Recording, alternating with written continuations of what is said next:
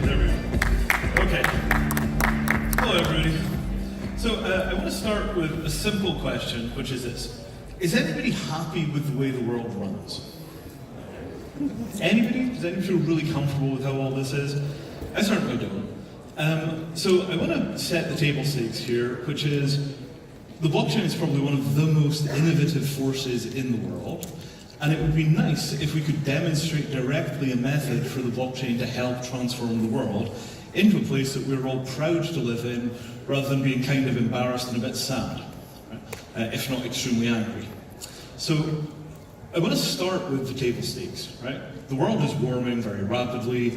We've got enormous economic problems which result in an awful lot of people being very poor. London has recently been paralysed by a group called Extinction Rebellion who are really taking to the streets to make some noise about this, and they've been very successful. Negotiated with government, got a resolution passed declaring the UK was in climate emergency. You know, their activists are doing things, actual world-changing work. But I would say that the blockchain community has lost track of a lot of its political vision because of the intractable problems of libertarianism at scale. Right? Governance has proven to be very difficult. The governments have given us a very hard time as we attempt to figure out how to work with them to make the world into a better place, largely because we went in to that negotiation with some kind of naive beliefs which have been extracted by regulators. We've sort of lost our way. Right? We have an enormous amount of very standard, very exciting commercial work just to solve business problems, but the kind of global vision and global scope that we got started with has gotten substantially diluted. And I think that's because it was the wrong vision. It wasn't the vision that offered a realistic chance of success, and I think we need a different vision for the future of the blockchain. So I'm going to propose a very, very simple narrative about how we should think about the future of the blockchain. Right? What is it that we are all working towards collectively? And this is way bigger than my company, right? I do a tiny little part of this story. This is a story about literally the future of the blockchain, how algorithms, particularly AI, can work with the blockchain to create global systemic change. But I want to be very clear that this is a political vision. This is a story about how we should approach these problems at the highest systemic and meta-systemic level. Right? The first thing is, it's very hard to change the system that you're embedded in, right? The injustice of the world is, it's in your bank account, it's in your voting, it's in your government, but it's in the fact that most of your phones were made with labour in countries in which people don't have the right to do things like unionise, right? Most of the minerals that we extract to run industrial civilization, these come from bad places. And the blockchain gives us the theoretical possibility of knowing, but the practical experience we have is that we're participating in the evils of the world and we feel powerless to change anything. And I want to suggest that we have the possibility of change, right? And I'm going to tell you how. So the simplest thing is this, right?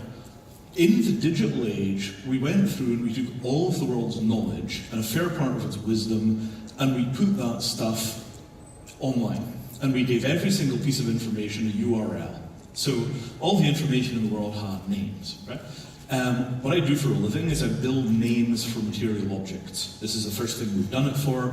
It is a figure of Captain Kirk in casual attire, owned by William Shatner, the actor that played Kirk in Star Trek, and we're working with Mr. Shatner on an anti-counterfeiting project for Hollywood. That's a very lightweight example of just giving things a name and attaching provenance records to it. And lots of people in the blockchain space are doing this, right? But what I want to suggest is that we need a much broader vision, right? Beyond legal rights for physical assets, we need a model in which every asset in the world has a unique identifier, like every human being in the world has a unique identifier.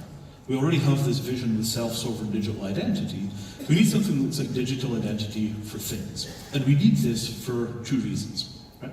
The first is, it makes it possible to attach legal responsibility to things like carbon. If you have a car, and every time you fill the car with gasoline, your car picks up a whole bunch of bad carbon tokens, and then at the end of the year you pay a bunch of money to offset those tokens against green environmental carbon offsets or carbon remediation tokens. You can imagine a global economy in which people were genuinely able to see the consequences of their actions. Right? You look at your wallet or you look at your bank account and you can see the bad tokens pouring in as you perform actions that aren't offset. And this is entirely possible, right? I mean, if you think of bitcoins, you could calculate the average CO2 consumption of the Bitcoin blockchain, and that's how much carbon you've created by the amount of Bitcoin transactions you've done. These things are all calculable, but not just inside of the crypto ecosystem, in manufacturing industry. All those folks that are working on blockchains for supply chains, all the people that are digging in hard to all of those kinds of issues, there is a strong possibility right the way across that entire space that the blockchain will become the world's global carbon management system. Not as a single individual enterprise, not as a single point of failure company, but as a global carbon management protocol which many, many different technologies and many, many different companies could connect to. And that's a realistic technical possibility.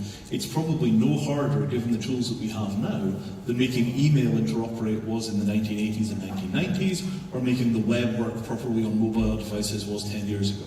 We really have the possibility of building a global carbon management protocol right across all of these technologies.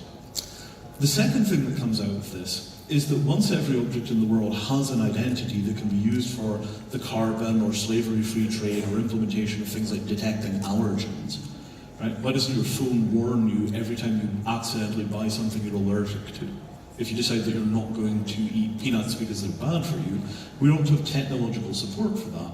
But we also ought to have technological support for things like you don't want to import goods from countries that have human rights records you don't like. You set your morality in the software, and the software guides you away from decisions which are bad for you. We call this automated morality. We need support from the software to help us make decisions that are truly in line with our values. And if we do succeed in building a world in which physical objects have proper computer identities, digital identities, the other thing is that we can do large-scale optimization. So the average electric drill is used for something like 11 minutes in its entire life, but there's no city in the world where I can have somebody deliver me an electric drill, use it for a couple of hours, and then send it back again and pay $5 or $10. Right? We can't rent the things that we need because we don't have the right protocols for handling matter, and the result is an enormous amount of overconsumption.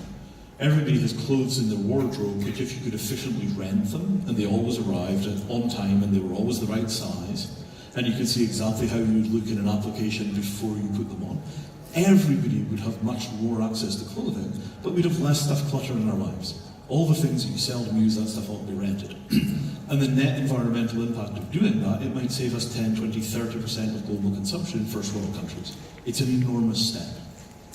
So I started out on this trajectory in 2002, when I went from being a tech guy to being an energy policy guy. It was after 9/11, and I desperately wanted to do something about the state of the world. I spent basically 14 years working, trying to get a refugee shelter that I designed into mass production. Some of the spin-offs from that project have done very well. There's a shelter called the Shift Pod, there's the IKEA shelter, but what took me into the blockchain space was the understanding that the systemic problems of the world aren't going to be solved just by cheap housing.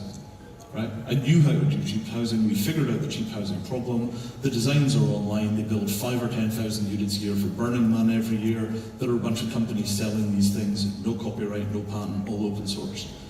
All of those systems weren't enough to produce the kind of systemic change that I wanted, and that was why I joined the Ethereum team and ran the launch process for Ethereum. Although the end product of change has to be reflected in the material world, it's all the levels above the material world in finance, in governance, in accountability, and in transparency that we need to transform to get the change in the material world that we want, which is a low-carbon, green economy, which has adequate resources for all human beings and still has the ability to build spaceships. And we can get there. We've got the material resources, we just need better ways of organising them, and the blockchain is the next step in that, even if it starts out with stories and visions. So, thank you very much.